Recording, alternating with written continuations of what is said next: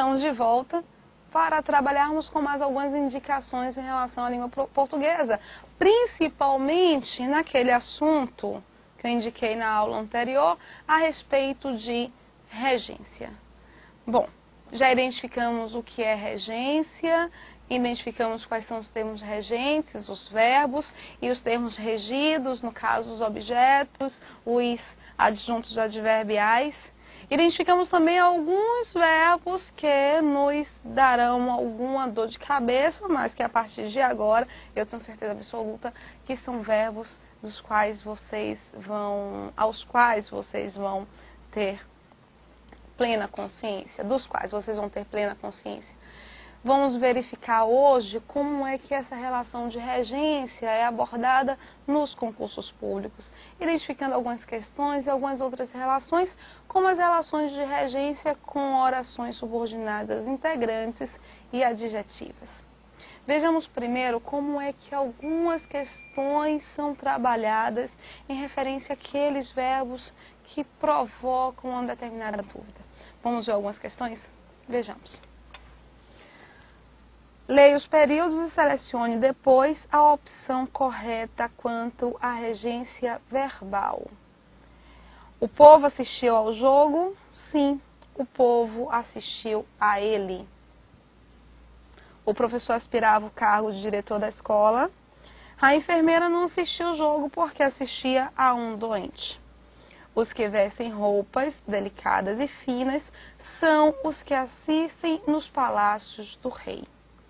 Vejam, na proposição A, ele indica que apenas os períodos 1 e 4 são corretos. Verifiquemos. O povo assistiu ao jogo. O verbo assistir no sentido de acompanhar. Sim, o povo assistiu a ele. Também no sentido de acompanhar, presenciar, ver. Nós temos, portanto, um verbo transitivo indireto que rege a preposição a. Notem, o verbo assistir no sentido de ver é um verbo transitivo indireto. Correta essa proposição, essa construção. No período 4, os que vestem roupas delicadas e finas são os que assistem nos palácios dos reis. Vejamos. Eis aí uma frase meio confusa, não é? Os que vestem roupas finas são aqueles que assistem nos palácios dos reis. Que valor semântico nós temos aí? Nós temos o verbo assistir no sentido de morar.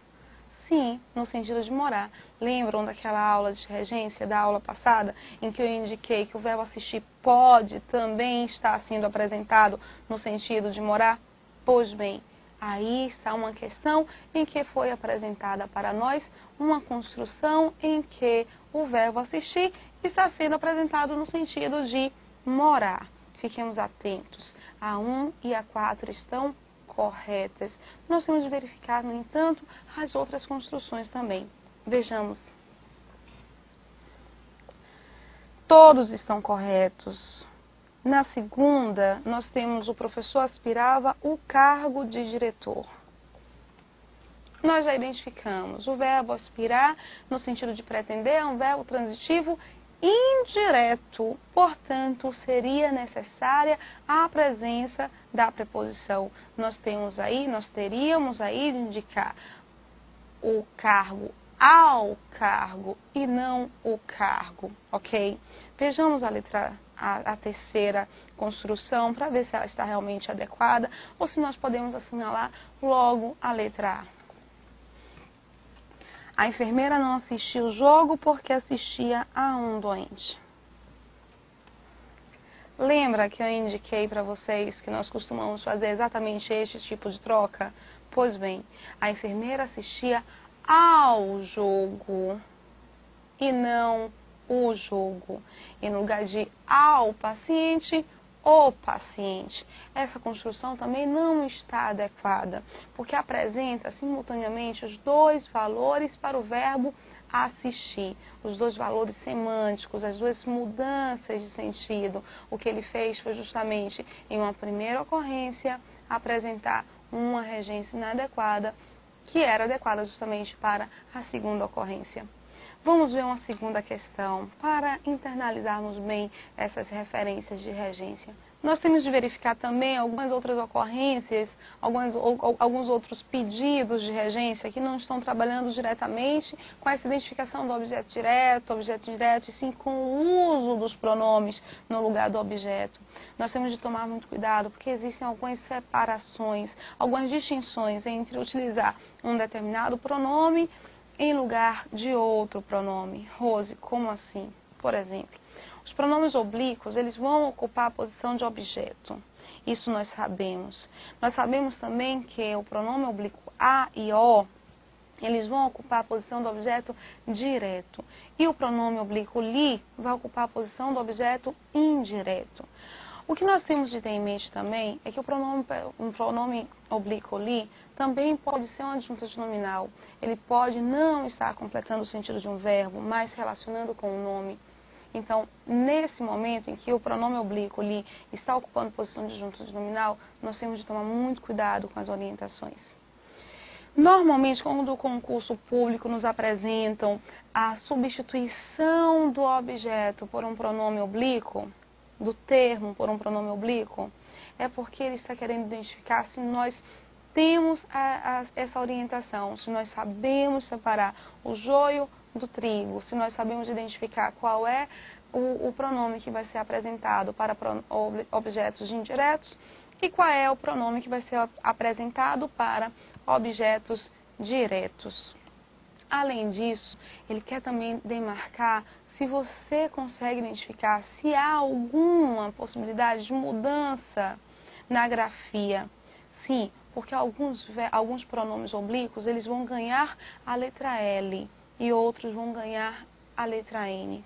Vamos ver uma questão para esclarecer um pouco como é que o concurso cobra isso? Na chácara do frade, as pessoas olham os canteiros e percorrem os canteiros, informando-se sobre o que está plantado nos canteiros. Eliminam-se as repetições viciosas da frase acima, substituindo-se corretamente os termos sublinhados por. Vocês acham que não tem nada a ver com regência? Pois bem, tem tudo a ver com regência. Você vai substituir nesta construção justamente os objetos. Ele quer que você identifique qual é a transitividade verbal e escolha o objeto pronome oblíquo adequado. Então essa questão tem imbuída em sua lógica justamente a vontade de identificar se vocês têm esse domínio. Vamos verificar como é que podemos fazer isso de uma forma mais acertada? Vejamos. O primeiro termo sublinhado, o primeiro verbo sublinhado é o verbo percorrer.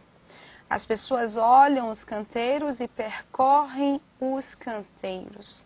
Quem percorre, percorre algo. Eu tenho aí um verbo transitivo direto que vai nos pedir um objeto direto. Qual das proposições nós já podemos eliminar? Podemos eliminar a letra A, porque o pronome eles é um pronome pessoal do caso reto. Olha, caso estivesse precedido por uma preposição, caso estivesse na posição de objeto indireto, esse eles não seria classificado como um pronome pessoal do caso reto, e sim como um pronome pessoal do caso oblíquo. Mas nesse caso, ele está ocupando a posição de um objeto direto e não vai poder apresentar essa função, porque ele é um pronome pessoal do caso reto, e os pronomes pessoais do caso reto só podem ocupar a posição de sujeito. Essa letra A já pode ser eliminada. Os percorrem, nós temos aí o pronome oblíquo os, que é o pronome adequado, sim, para ser apresentado no lugar do objeto direto. Como nós não temos nenhuma palavra de repulsão ou de atração, tanto faz, está em posição de próclise e em posição de ênclise. Nossa, será que vocês vão ter que saber essa identificação da colocação pronominal? Sim. Nesse tipo de questão, eles querem que você identifique vários processos. Identifiquem qual é o objeto direto, qual é o objeto indireto, se a colocação pronominal está adequada. Então, vocês vão ter, sim, de saber a identificação, a orientação de ênclise pós-verbo ou de próclise antes do verbo, ok? Vejamos. Não vai poder ser a letra C, percorrem-lhes, porque se lhes estaria sendo utilizado justamente no lugar do objeto direto e não vai poder. Os percorrem, mesma indicação da letra B, e percorrem-lhes, também não pode ser identificado. Vejam, nós ficamos com duas alternativas para serem marcadas, a letra B e a letra D. O que vai decidir é justamente o que está posterior. Vejamos na sequência qual é o termo sublinhado. Vejamos. Informando-se sobre o que está plantado nos canteiros. O que está plantado neles ou o que está plantado-lhes? Essa ficou bastante simples, porque o que está plantado em algum lugar. Notem que eu tenho uma locução verbal, está plantado. Portanto, eu tenho que identificar a transitividade verbal do meu segundo verbo, o verbo plantar. O verbo plantar é um verbo transitivo direto.